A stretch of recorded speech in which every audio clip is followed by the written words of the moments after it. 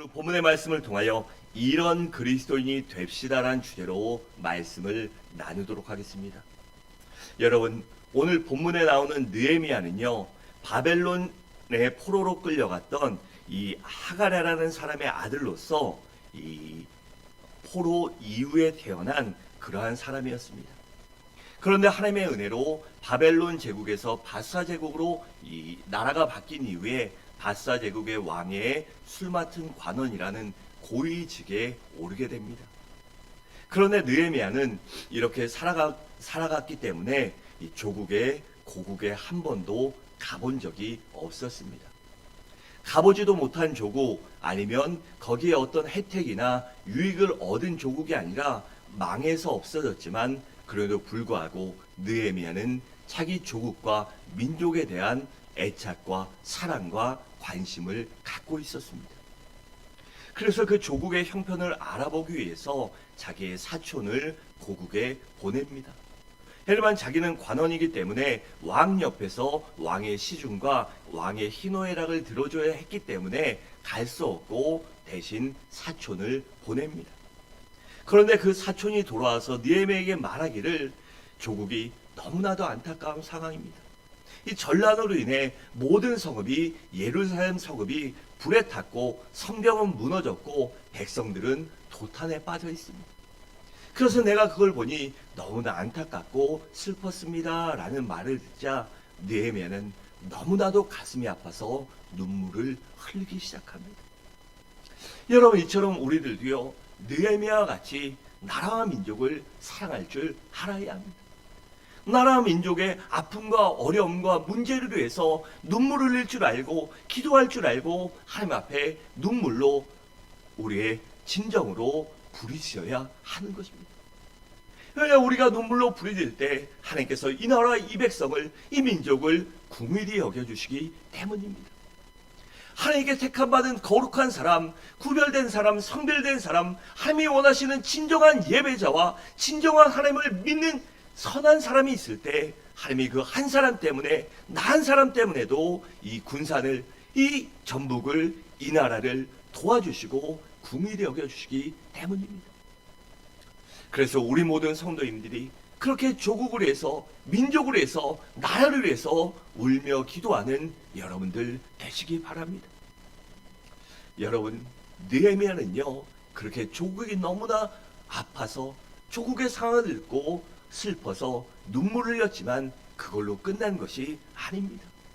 어떻게 해야 내가 내 나라, 내 백성을 도울 수 있을까? 어떻게 해야 내 고국을 조금 더 낫게 할 수 있을까라는 끊임없는 기도와 말씀과 또한 고민 중에요, 그는 하나의 방법을 깨닫는데, 그것이 바로 내가 돌아가서 열심히 내 고국을 재건하고 섬겨야 되겠다는 마음을 갖습니다. 그런데 그러기 위해서는 어떻게 해야 될지요? 왕의 허락을 받아야만 했습니다. 그냥 요새 젊은이들처럼 사표 써버리면 되지, 이게 아니라요, 왕에게 허락받고 조금은 좋은 관계를 유지해야 더 나을 것 아니에요. 그래서 왕의 마음을 움직여 달라고 하나님께 간절히 기도했습니다. 그러니 어떤 일이 일어났지요? 그 후에 하나님께서 왕의 마음을 움직여 주사 느헤미야를 이 유다 나라의 총독으로 임명하게 해주십니다. 여러분, 이처럼 기도는요, 하나님의 보좌를 움직이는 힘이 있습니다. 그래서 기도는 불가능한 것을 가능하게 하고 안 되는 것을 되게 해줍니다. 기도하면 하나님께서 사람의 마음도 움직여주시고 환경도 변화시켜 주시고 능력과 지혜와 권능도 물질도 붙여주시기 때문입니다. 우리 모두 날마다 기도함으로 하나님의 능력을 구하고 권능을 구하는 여러분들 되시기 바랍니다. 그렇게 하나님의 응답을 받은 느헤미야는 유대 총독이 되어 고국에 돌아왔습니다. 그리고는 무너진 성벽을 재건하는데 아주 온 심혈을, 자기의 온 마음과 온 정성을 다하여 성벽을 재건하고 예루살렘 성을 재건하는 일에 최선을 다했습니다. 우리가 단순히 생각하면요, 기도하고 응답받고 하나님이 도와주셨으니까 문제가 없어야 되잖아요. 그런데 느헤미야는요, 그렇게 응답받고 하나님의 도움을 받았음에도 불구하고 수많은 난관에 봉착하게 됩니다. 밖으로는 이웃의 사마리아의 총독이었던 산발락과 그 일당들의 집요한 방해 공작을 받습니다. 그러니까 외적으로 끊임없이 핍박을 받았던 것입니다. 그리고 안으로는 백성들의 원망이 이만저만이 아니었습니다. 여러분 생각해 보세요. 사는 것도 빡빡하고 힘들어 죽겠는데 총독이 와서 성벽을 재건하자 그런 부역에 동원되니 그들이 얼마나 힘들었겠습니까? 뭔가 여유가 있어야 무엇이라도 하는 것 아닙니까? 그런데 이 백성들은요, 그럴 여유가 전혀 없었기 때문에 너무나도 힘들어했습니다.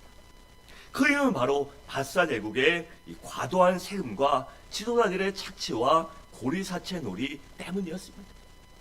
이 지도자들이요, 얼마나 이 사채 놀이를 했는지요.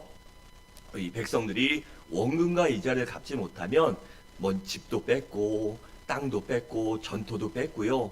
그러다 뺏을 게 없으면요, 그들의 자녀들까지 종으로 잡아갔습니다. 그러니 백성들이 어떻게 원망하지 않을 수 있겠습니까? 어떻게 총독과 아니면 주변의 그런 지도자들을, 위정자들을, 사회 지도층 인사들을 어떻게 신뢰하고 믿고 따를 수 있겠습니까? 그러자 느헤미야가 백성들의 지도자들을 모아놓고 꾸짖으며 자신의 삶을 간증합니다. 그렇게 느헤미야가 자신의 삶을 간증하자 그 느헤미야의 간증을 듣고 많은 지도자들이 양심의 가책을 느낍니다. 그래서 양심의 가책을 받고 이렇게 살면 안 되겠다. 내가 정말 잘못했구나를 깨닫고 백성들에게 했던 과도한 이자를 탕감해 줍니다. 또 일부는요, 그것을 못 갚는 어려운 사람이 있다면 원금까지도 탕감해 주는 그러한 기적이 일어났습니다. 여러분, 느헤미야는요, 자신의 삶을 간증할 때 자기를 나타내고 내가 대단한 사람이라고, 내가 믿음 좋은 사람이라고 하려고 간증한 것이 아닙니다. 지도자를 바로잡아 백성들을 살리기 위하여 백성들에게 아픔과 눈물과 고통을 제어해 주기 위하여 그가 간증한 것입니다. 그래서 우리 그리스도인들은 간증할 때 언제나 조심해야 하는 것입니다. 그래서 자기 자신을 나타내기 위해서 간증하면 안 됩니다. 간증의 목적이 오직 하나님께 영광을 돌리는 것이 되어야 하며 예수 그리스도를 나타내는 것이 간증의 목적이 되어야 합니다. 또한 다른 사람에게 희망과 용기를 주기 위한 것이 간증의 목적이 되어야 합니다. 그러니까 간증이란 하나님께 영광 돌리고 예수 그리스도의 살아계심을 나타내며 어렵고 힘들고 눈물 흘리는 사람들에게 희망과 꿈과 비전을 주기 위해서 간증해야 한다는 것입니다. 바라는데 우리 모두 이러한 간증을 할 수 있는 믿음의 사람이 되시기 바랍니다. 또한 그런 간증을 할 수 있는 많은 간증거리, 많은 축복과 기적과 은혜를 경험하는 여러분들 되시기 바랍니다. 그렇다면 느헤미야의 이러한 간증과 삶을 통해 우리들은 무엇을 배울 수 있을까요? 첫째로 우리 그리스도인들은요, 정직하게 살아야 합니다. 14절은 이렇게 말씀합니다. 12년 동안 나와 내 형제들이 총독의 녹을 먹지 아니하였느니라 라고 했고, 15절은 나보다 먼저 있었던 총독들은 백성에게 양식과 포도주와 또 은 40세겔을 그들에게서 어떻게 해요? 빼앗았고, 또한 그들의 종자들도 백성을 압제하였으나 나는 하나님을 경외함으로 이같이 행하지 아니하고 라고 했습니다. 또 18절 하반절에 보면 이렇게 말씀합니다. 비록 이같이 하였을지라도 내가 총독의 녹을 요구하지 아니하였음은 이 백성의 부역이 중하였음이라 라고 했습니다. 그러니까 느헤미야 이전의 총독들은 어떻게 살았다는 거죠? 그들은요, 부정축제를 했고요. 더 나아가 총독의 가족과 신지들과 그 종들까지도 모두 백성들을 괴롭히고 압제하고 탄압하고 이 부정축제하는 일에 앞장섰다는 것입니다. 하지만 느헤미야는 자신뿐 아니라 심지어 자신의 가족과 또한 종들이라고 표현한 밑에 있는 수하 관료들을 말하겠죠. 그러한 모든 사람들까지 백성들을 괴롭히거나 착취하거나 압제하지 못하도록 느헤미야가 엄중히 경고했고 또한 삶으로 그것을 보여줬다는 것입니다. 더 나아가 자신이 당연히 받아야 할 봉급까지도 받지 않았던 것입니다. 그 이유가 무엇일까요? 먼저는 그가 하나님을 경외했기 때문입니다. 여러분, 진정으로 하나님을 경외하는 사람은요, 하나님을 두려워할 줄 압니다. 하나님이 보고 계신다, 하나님이 판단하신다, 마지막 날 내가 상급의 심판대 앞에 반드시 서리라라는 그런 마음과 믿음이 있기 때문에 하나님을 두려워합니다. 그렇기 때문에 언제든지 정직하게 살려고 노력하고 바르게 살기 위하여 노력하는 것입니다. 그래서 자신의 직위나 이 정보나 권력을 이용해서 월권하거나 인권을 유린하거나 부정을 저지르거나 투기하지 않는 것입니다. 여러분, 자금의 우리나라나 이 세계를 보면요, 문제가 무엇입니까? 갖고 있는 정보나 권력이나 이러한 것들 가지고요, 막 여러 가지 일을 하지 않습니까? 어제 봤더니 부산인가에 경남에 있는 수자원공사 직원들이 어떤 사람은 85억인가 95억을 횡령하고요, 어떤 사람은 또 7억 횡령하고, 또 몇 년 전에 불거졌던 게 뭡니까? LH 토지공사, 토지개발공사죠. 옛날에 주공 있을 때부터 해서요, 많은 정보를 갖고 있습니다. 그래서 개발될 때 미리 본인 명의로 땅 사면 이 나중에 걸리니까, 감사 걸리니까 가족들, 친지들 명의로 땅 사고, 그래서 10배, 20배, 30배 남겨먹고 수십 년 동안 벌어진 관행입니다. 뭐 거기뿐인지 아십니까? 이 뭐지요? 가보면 우리 이 시골 가보면 뭐 있어요? 저수지 있잖아요. 농업기반공사. 거기도 전국에 많은 땅들이 있습니다. 그리고 개발되는 정보들 많이 있죠. 그 얼마나 많은 이 투기를 하고요, 얼마나 많은 부를 축제하는지 모릅니다. 정말 많은 사람들이 그렇게 했습니다. 여러분, 하지만요, 그들이 그렇게 해서 그렇게 하면 돈은 벌었죠. 하지만 명예롭지 못하고요, 떳떳하지 못하고 이 전전긍긍하며 삽니다. 여러분, 정직하게 살 때요, 거기에 진정한 힘이 생기고 결국은 인생의 승자가 되는 것입니다. 그래서 이사야 26장 7절은 우리에게 이렇게 말씀합니다. 정직하신 주께서 의인의 첩경을 평탄하게 하시도다라고 했습니다. 또한 시편 51편 10절을 보면 이렇게 말씀합니다. 하나님이여, 내 속에 정한 마음을 창조하시고 내 안에 정직한 영을 새롭게 하옵소서라고 했습니다. 여러분, 그래서 그리스도인들은요, 정직하게 살기 위하여 노력해야 합니다. 왜냐하면 정직하게 사는 자가 시작은 늦을지 모르지만 결국에는 반드시 승리하기 때문입니다.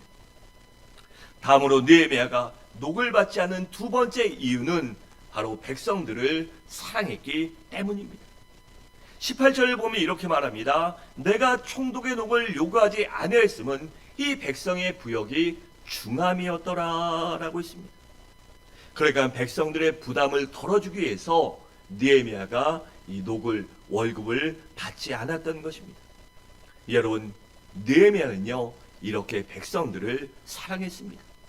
그래서 저들의 아픔과 형편을 알 수 있었고 저들을 배려할 수 있었던 것입니다. 여러분, 정직이라는 것이요, 나 혼자 독야청청한다고 되는 것이 아닙니다. 나 혼자 정직하다고, 나 혼자 모든 걸 한다고요, 아니면 그 있는 걸 진실대로 말한다고 그것이 진실이나 정직이 아닙니다. 진정한 정직은 진정으로 정직한 사람은 이웃을 배려할 줄 알고, 섬길 줄 알고, 관심 가질 줄 알고, 사랑할 줄 아는 것입니다.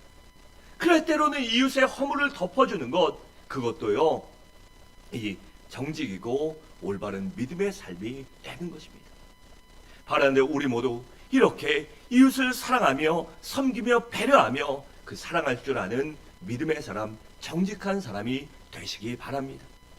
둘째로, 우리가 느헤미야에게 배울 수 있는 것은 솔선수범해야 한다는 것입니다. 우리 16절을 함께 읽겠습니다. 시작.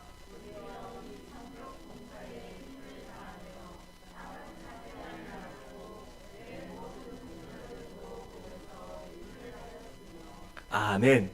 그러니까 이전의 총독들은 백성들을 착취하고 부정 축제하고 연일 파티를 벌였습니다.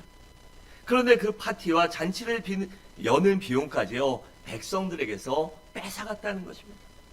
하지만 느헤미야는 총독임에도 불구하고 또한 왕의 신임을 받는 이 본국의 이 제국의 왕의 신임을 받는 관료니까요. 총독으로 받았으니 얼마나 뒷배가 든든합니까?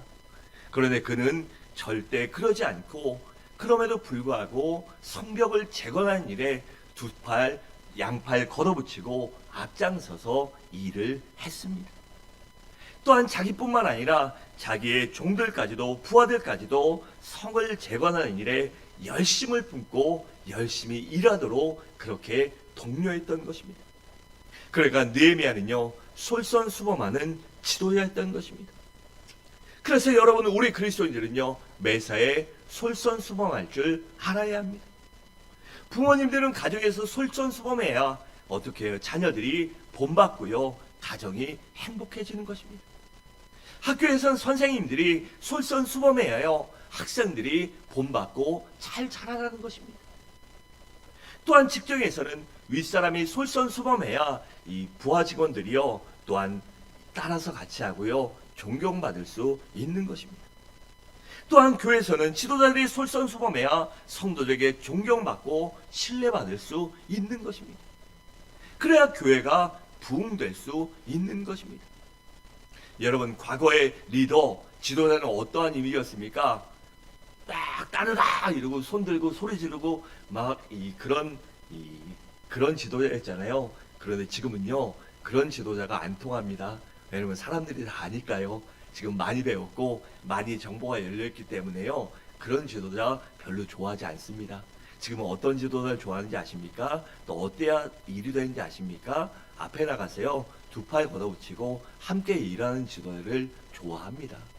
그리고 또한 그래야요 모든 기관이 이 조직들이요 살아날 수 있는 것입니다. 그런데 솔선수범하려면 어떻게 해야 할까요? 먼저는 부지런해야 합니다. 여러분 부지런한 사람이 성공할 수 있고 부지런한 사람이 인생을 바르게 사는 것입니다. 그래서 로마서 12장 11절은 이렇게 말씀합니다. 부지런하여 게으르지 말고 열심을 품고 주를 섬기라 라고 했으며 잠언 6장 6절에서는 게으른 자여 개미에게 가서 그가 하는 것을 보고 지혜를 얻으라 라고 했으며 10절과 11절에서는 이렇게 말씀합니다. 좀 더 자자, 좀 더 졸자, 손을 모으고 좀 더 누워있자 하면 내 빈궁이 강도같이 오며 내 궁핍이 군사같이 이르리라 라고 했습니다. 그래서 우리는 언제나 부지런하게 솔선수범하며 살아야 하는 것입니다. 또한 솔선수범하려면 매사에 최선을 다할 줄 알아야 합니다. 그래서 적당히 대충 하려는 자세를 버리고 최선을 다해 노력해야 하는 것입니다. 여러분 최선이라는 건요 언제나 최고가 아닙니다. 모두가 최고가 될 수는 없잖아요. 하지만 내가 가진 능력과 내가 가진 시간과 내가 가진 것을 가지고 최선을 다해 노력해야 하는 것이에요. 그래서 골로새 3장 23절은 우리에게 이렇게 말씀합니다. 무슨 일을 하든지 마음을 다하여 주께 하듯 하고 사람에게 하듯 하지 말라라고 했습니다. 또한 솔선수범하려면 약속을 지킬 줄 알아야 합니다. 여러분 약속을 지킨다는 것은요 굉장히 중요한 일입니다. 왜냐하면 약속을 지키지 않을 때 이 공수표를 잘 날리는 사람은요 주변 사람들이 신뢰하지 않습니다. 제가 아는 어떤 목사님이 뭐 친한 것도 아니고요 대충 이렇게 알았는데 저한테 그런 말을 볼 때마다 해요. 내가 사역자 수련회 이 군산으로 가서 목사님 교회에서 며칠 할 수 있게 해주시오. 그리고 그 얘기를 벌써 몇 번 드리지 몰라요. 한 3년 동안요. 제가 여기 오고 나서부터 그 말을요. 그 얘기를요. 그리고 뭐 밥 먹으러 온다 뭐 하러 온다 하여튼 얼굴 보거나 전화할 때마다요. 그 소리를 한 20번도 더 들은 것 같아요. 근데 오긴커녕 전화 한 번 없습니다.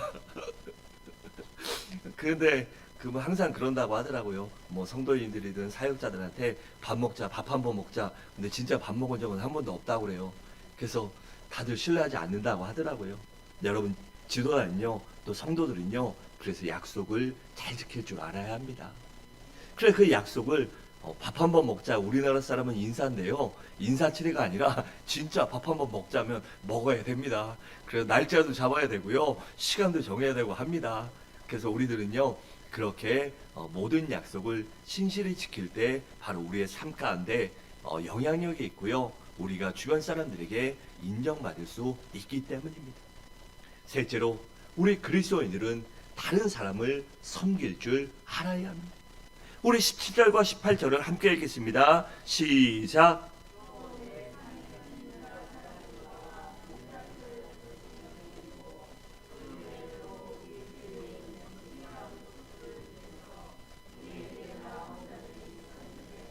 매일 나를 위하여 소 한 마리와 살찐 양 6마리를 준비하며 닭도 많이 준비하고 열흘에 한 번씩은 각종 포도주를 갖추었나니 비록 이같이 하였을지라도 내가 총독의 녹을 요구하지 아니하였음은 이 백성의 부역이 중하였음이라.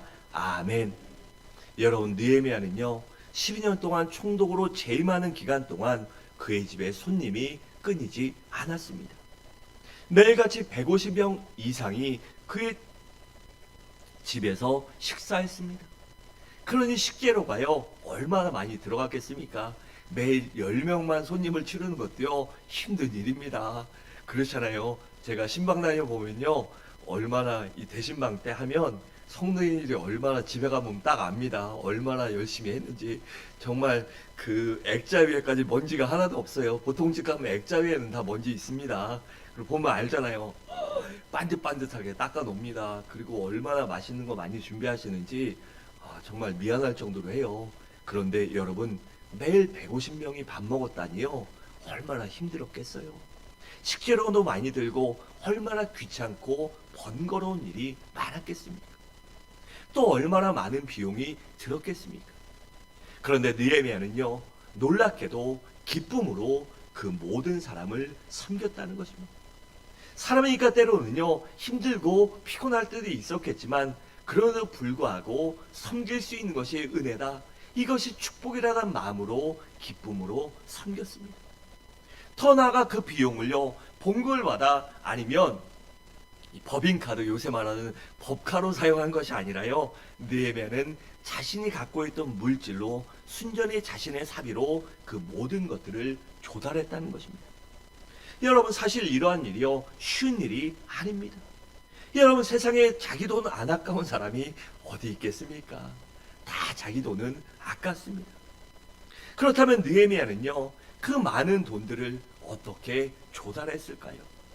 이 주경가들은 크게 두 가지로 짐작하는데, 하나는 밧사왕의 술 맡은 관원으로 있을 때 고위 관료이기 때문에 많은 월급을 받았고, 또한 왕 곁에 있다 보니까 또 지출하는 것이 적어서 그 월급을 많이 저축해 놓고 모아놨던 돈으로 그 12년 동안 이 야금야금 그렇게 써가면서 사람들을 섬겼다는 것입니다. 또 다른 하나는 비록 밧사왕의 술 맡은 관원을 쉬고 유다 총독으로 부임해 왔지만 밧사왕이 그를 사랑했기 때문에 계속 이 술 맡은 관원의 봉급을, 이 월급을 지불해 줬다는 설이 있습니다. 뭐 어찌되었든 간에요 느헤미야는 자신의 사비를 덜어서 이렇게 기쁨으로 다른 사람을 섬겼습니다. 여러분, 우리 주님을 보세요. 우리 주님도 친히 섬기는 일에 앞장서셨습니다. 그래서 마가복음 10장 45절엔 이렇게 말씀합니다. 인자가 온 것은 섬김을 받으려 함이 아니라 도리어 섬기려 하고 자기 목숨을 많은 사람의 대속물로 주려 함이니라 라고 했습니다. 이렇게 많은 사람을 섬기게 오신 주님께서 요한복음 13장에 보면 제자들의 발을 친히 씻겨주셨습니다. 여러분, 당시에는요 지금도 그렇잖아요. 누구 발 씻겨준다는 게 쉽습니까? 이게 쉽지 않습니다. 저희 사모는 제가 피곤하면 아직도 발도 씻겨주고 뭐 세수도 씻겨주고 그럽니다. 정말 피곤해 소파에 누워있으면요 와서 이 세수도 해주고 막 발도 닦아주고 합니다. 하지마, 귀찮아, 그냥 냅둬 이래도요 아니 씻고 자야죠. 아 괜찮아, 이따 일어나 씻을게 이래도요 해줍니다. 근데 저는 한 번도 해준 적이 없어요. 저희 아내가 싫어하기도 하고 뭐 별로 제가 아직 그런 섬기는 자세가 저희 아내만큼 안 돼 있는 것 같아요. 여러분, 그런데 우리 주님은요 그렇게 제자들의 발을 씻겨주셨습니다. 스승이요 선생이요 또한 메시아이신 주님께서 그렇게 제자들의 발을 씻겨주시며 뭐라고 한지 아십니까? 제자들에게 너희들도 이같이 행하라고 하셨습니다. 그러니까 우리 주님께서 섬기는 일이 본을 보여주시고 우리들도 섬기라고 명령하신 것입니다. 여러분, 그래서 그리스도인의 삶의 중심은요, 언제나 섬김이라는 것이 꽉 차 있어야 합니다. 그런데 섬기기 위해서는 어떻게 해야 될까요? 바로 먼저는 내 자신을 희생할 줄 알아야 합니다. 그리고 사랑하는 마음이 있어야 해요. 여러분, 사랑하지 않으면요, 섬길 수 없기 때문입니다. 또한 겸손할 줄 알아야 합니다.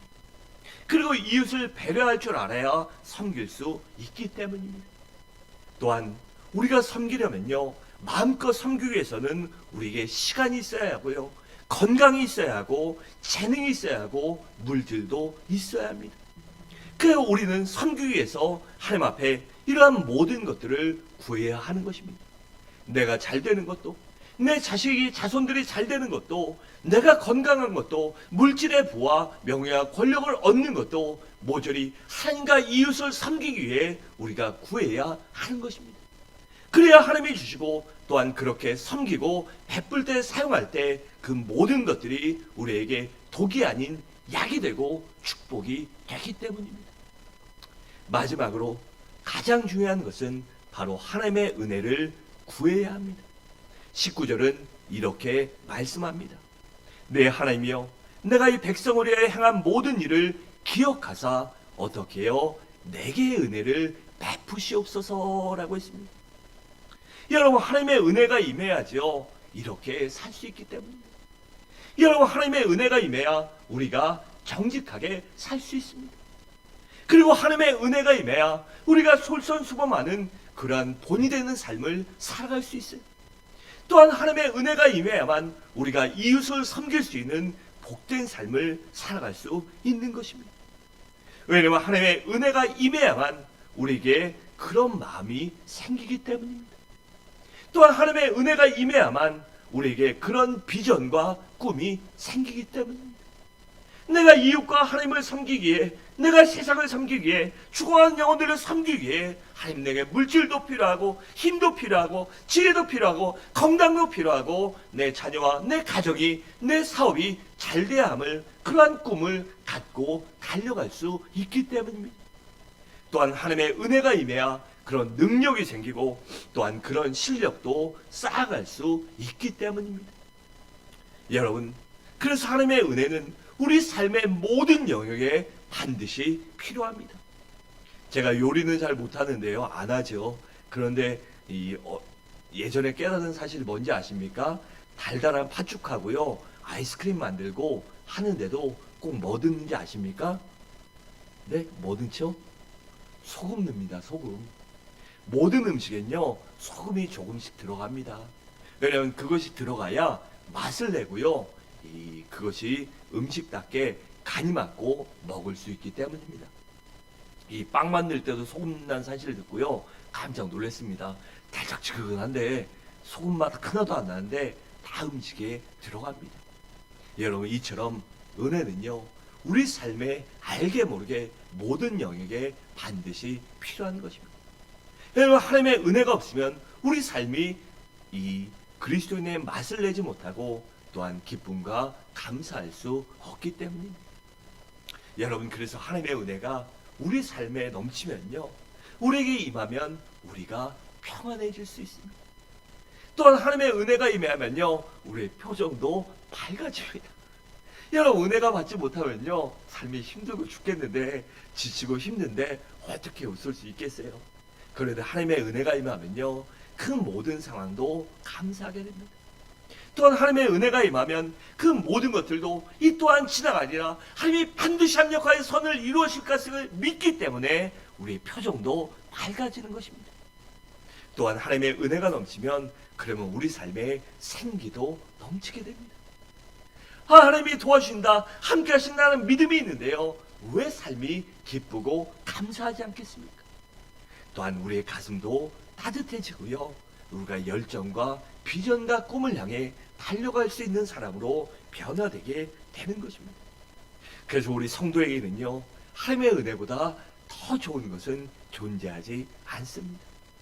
아무리 많은 축복과 아무리 많은 물질과 아무리 많은 것보다도요, 은혜가 없으면 우리가 살아갈 수 없기 때문입니다. 그런데 이 은혜는 언제 임할까요? 바로 하나님께 간구할 때 임합니다. 하나님의 은혜를 간구하는 자에게 임하고 하나님의 은혜를 간구할 때 우리에게 은혜가 임하기 때문입니다. 사랑하는 성도 여러분, 말씀을 마치도록 하겠습니다. 오늘도 느헤미야처럼 정직하게 솔선수범하며 다른 사람을 섬기며 또한 하나님의 은혜만을 구하며 살아가시기 바랍니다.